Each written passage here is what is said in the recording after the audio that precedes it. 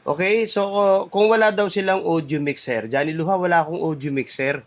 Kaya lang gusto kong gamitin ito sa aking Smart TV, yung Ace na yan. So tingnan nyo muna yung Ace, no? Pakikita ko sa inyo yung Ace. Okay? So Ace 2005N or Ace 1005N na pareho lang naman yan, ano, code lang ang pinagkaiba niyan. Okay? So kasi yan po ay walang output. Ang pinakang likod po niyan ay XLR, no, yung ginagamit. Tapos yung pinakang speaker input niya na speak on. So bukas ilalabas ko uli yan para makita nyo ng actual. Actually marami na akong ginawang tutorial po niya kung babalik-balikan nyo lang yung video ko, no. So sagutin ko lang dito yung tanong ng isang ating followers, Johnny Luha, kasi meron kami smart TV. Gusto naming i-connect dyan. Tapos may speaker yan. Yung mga normal speaker, mga D15, no? So, paano daw ito gagamitin? Okay? Di Bluetooth. Kung smart TV, Bluetooth. So, just in case wala pong Bluetooth yung TV ninyo. No, anong gagamitin natin? Ganito yan. Magkakaiba kasi tayo ng television sa bahay. No, hindi tayo pare-pareho. So, ganito ang gagawin ninyo. Kung walang Bluetooth ang inyong mga television, tingnan nyo yung likod ng TV ninyo. Baka po merong headphone icon, no? Gamitan po ninyo ng 3.5 jack yun. Bilog yung 3.5 jack. To XLR. Okay? So, XLR, gagana na po yun. So, kasi papasok na po yan dyan sa ating input eh. Input kasi yung XLR niyan. No? Amplifier input kasi walang output yan. So, papaliwanag ko sa inyo mamaya kung bakit walang output yung pinakang design na ginawa ng manufacturer ng Ace na yan. Okay, dun muna tayo mag-focus sa Smart TV. So, Johnny Luha, wala kaming icon ng earphone. I-check nyo mabuti, baka may butas yan na maliit. No? Baka yun po yun, baka wala lang headphone icon or baka output ang nakasulat. Or audio out, or audio. Iba-iba kasi tayo ng TV eh. No? Eh, Johnny Luha, wala talaga. Okay, so ganito yan.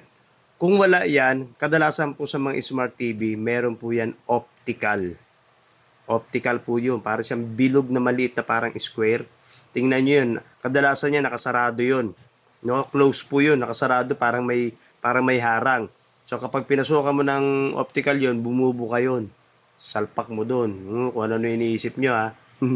So ganito yan, no? So ganon. Kapag nakasalpak na yung optical, tapos, kaya lang wala kayong converter. Dulo nun, optical din. Kasi kadalasan po yan sa soundbar. Wala kayong converter. Optical, tas yung dulong wire, optical din. Paano yan? Meron pong nabibili or may mga kasama yung mga smart TV na meron pong optical converter. Ibig sabihin ng optical converter, yung dulo ng optical na sa TV, yung pinakang dulo nun nasa optical converter. Yung likod nun ay RCA. Tatlong RCA yon. Dilaw, pula, at puti. No? Yung pula at puti nun, yun po yung audio. Yung dilaw para sa video. No? May mga ganon. Kung walang libre, pwede kayong bumili. Tapos yung RCA nun, o di i-connect ninyo sa RCA to XLR. Ganun po. Cable lang po lagi. Or wire or tinatawag natin na audio cable lang po lagi talaga nagkakaiba. Kung sa audio mixer, ganun ang gagamitin ninyo eh. Yung pinakang RCA nakakunik sa input ng ating audio mixer. So dahil ang tanong, dito sa gagamitin dito sa Ace na walang output, no? Kasi actually, ito ang ating Ace na yan na nakikita ninyo, no? Kagaya ng sabi ko, wala kayong Bluetooth, no? Or may Bluetooth man, no? Hindi nyo may connect. May mga ganun kasi. Dahil nga iba-iba tayo ng TV eh. So, Johnny Luhat, ginawa ko na yan. Tama yung ginawa namin. Merong optical, tapos yung sinasabi mo, RCA sa likod, tapos XLR, nakakonect na left and right. Siyempre may speaker yan, hindi pwedeng wala. Hindi tutunog yan kung wala speaker. Ginawa na namin, bakit ayaw pa rin tumunog? Okay, ganito yan. Puntahan po ninyo yung setting ng inyong television or smart TV ninyo. Pwede po yan, nandun po yan sa mga audio setting. Audio setting, hanapin nyo, kapain nyo lang dun. Kasi magkakaiba tayo ng TV, hindi tayo pare-pareho. Audio setting, hanapin nyo yung setting ng optical. No? Pag wala doon, nandun po yan sa advanced setting. Ulitin natin. Advanced setting. hanapin nyo po sa advanced setting yung mga audio. Pindutin po ninyo yon at yan po ay lalabas yung pinakang sound sa speaker. Siguraduhin po ninyo na mahina muna, baka naman magkagulatan pa kayo dyan.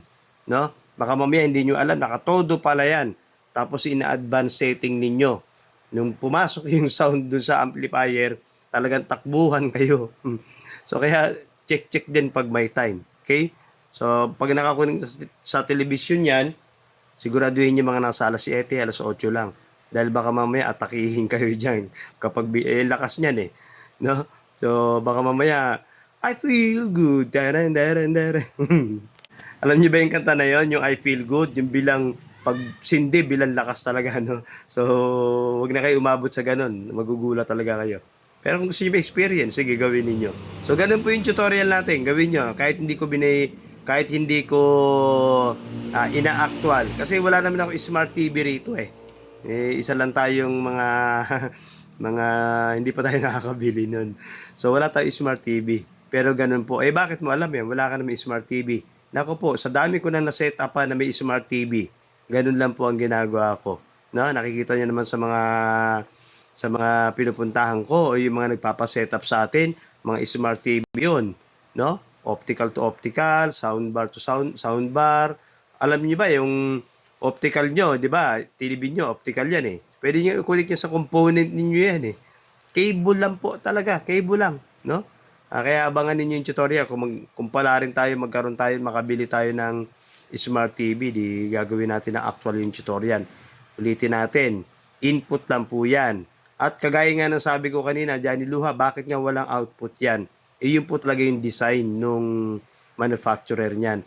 Alam niyo paano niyo patutunugin ang sabayan. Hindi niyo pwedeng i-link yan eh.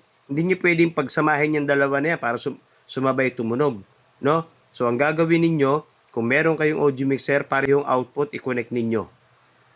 Kasi ang audio mixer, merong output yan na XLR, no? Merong output yan na PL or RCA. Pwede ron. So, mamili kayo ron, depende sa audio mixer. Pwede rin naman sa auxiliary yung isa. Depende po kung anong speaker ang ilalagay nyo dyan. Sabay pong tutunog yun. Ganun lang po. Gusto namin actual, Johnny Luha, edi pumasyal kayo din sa video ko na ginawa.